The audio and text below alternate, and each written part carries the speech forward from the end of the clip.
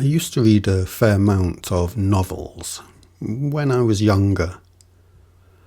As I grew older, I found it more and more difficult to find a good fiction that would satisfy me. And my list of favourite books has pretty much remained static for the past couple of decades. As human culture ages, it ages. It ferments.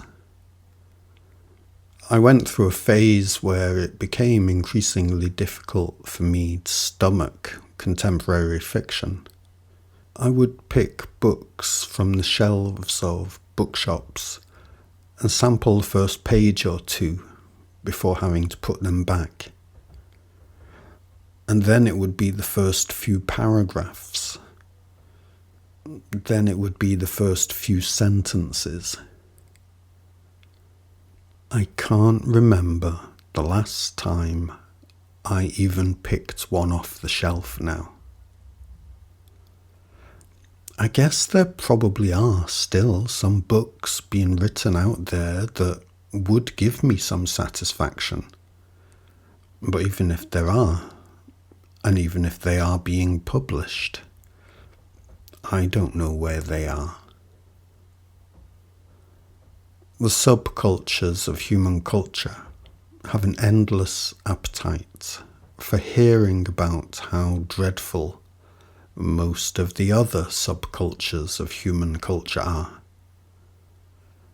But human culture as a whole does not want to hear about how dreadful human culture as a whole is.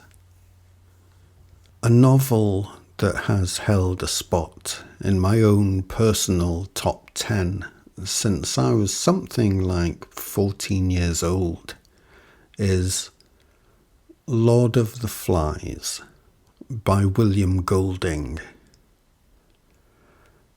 I think it's a really quite brilliant book, and I'm going to be giving some spoilers to the story here.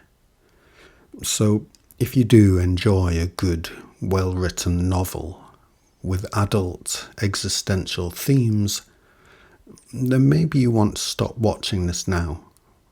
Go find yourself a copy and then come back here after you've read it. That's my spoiler warning.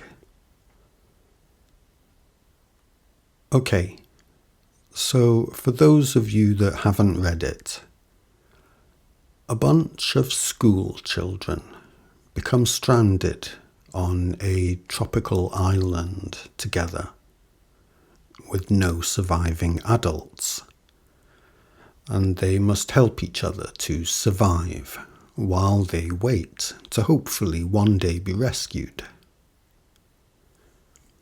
This would be a challenging enough situation for anybody, let alone a group of school children. But the island is beautiful and lush, and there is enough food to be had if the children can work out how to find it or catch it and then share it. The days pass and the children struggle with their own internal politics. They divide into their own little tribes. Some of them have religious experiences.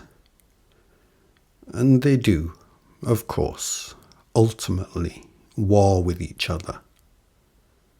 And this all serves as a really very clear and elegantly simple allegory for human culture itself. It's really very effective, and it might possibly be the first novel that made me cry.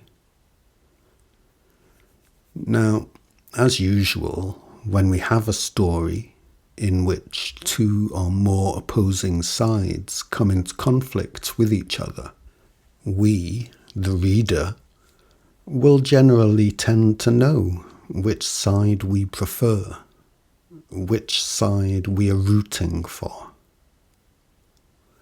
At the start of the story, we are rooting for all of them because they are all in the same shared situation together. In the beginning, they are effectively one tribe because there are no tribes. By the closing pages, they have polarized into opposing factions, and we know who our favorites are. At the start, they're just a group of children. They become opposing factions, engaging in mortal warfare. And then, in the final pages, a boat of adults turns up. And instantly, they're just a bunch of children again. And the story ends there. If you like a good adult novel about universal adult themes, you could do worse than read this very adult story about a group of children. I recommend it highly. This is a short video because I really only have one thing to say here. The children in Lord of the Flies represent human culture. We are one big group of children, all here in the same shared situation together. And we have polarized into our many and varied subcultures. I have been talking about this for several years now, and doing it so clearly and effectively that my work is now heavily suppressed online, because human culture as a whole does not want to hear about how dreadful human culture as a whole is. But human culture as a whole is the single most dreadful thing in the world. To see this as clearly as it deserves to be seen needs for us to be ready, willing, and able to be stepped back from it. And while we are still immersing ourselves in the subcultures we prefer, we are not stepped back enough to see the whole for what it is. If you observe that you celebrate your own preferred part of human culture while disparaging some or all of the rest, then you are still on that island